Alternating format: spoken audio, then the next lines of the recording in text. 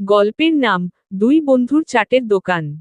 এক গ্রামে রাহাত আর জামিল নামে দুই বন্ধু ছিল। ছোটবেলা থেকে একসাথে খেলা, স্কুল আর দুষ্টুমি করে কাটিয়েছে তারা।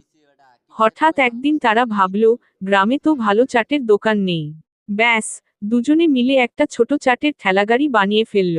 প্রথম দিনেই ভিড় লেগে গেল। রাহাত চাট বানাতো, আর জামিল টং দিয়ে বলতো, এই যে ভাইসাব, একটু টক ঝাল মিষ্টি করে দেব। গ্রামের সবাই তাদের ভালোবাসায় ভরিয়ে দিল। কিন্তু একদিন পাশের গ্রামের এক লোক এসে বলল, আমার মতো চাট তোরা বানাতে পারবি না। চ্যালেঞ্জ হয়ে গেল। পরদিন তিনজনই চাট বানালো, আর গ্রামের মানুষ বিচার করল। শেষে দেখা গেল, রাহাত আর জামিলের বন্ধুত্ব আর ভালোবাসা মেশানো চাটি সবার প্রিয়। লোকটা হেসে বলল, হার মেনেও আমি খুশি, এমন বন্ধুত্ব সবাই পায় না। আর গরিবের ফিনিশিং বলদা গরু চাইছি ভাইরাল তো আর হইতাম না।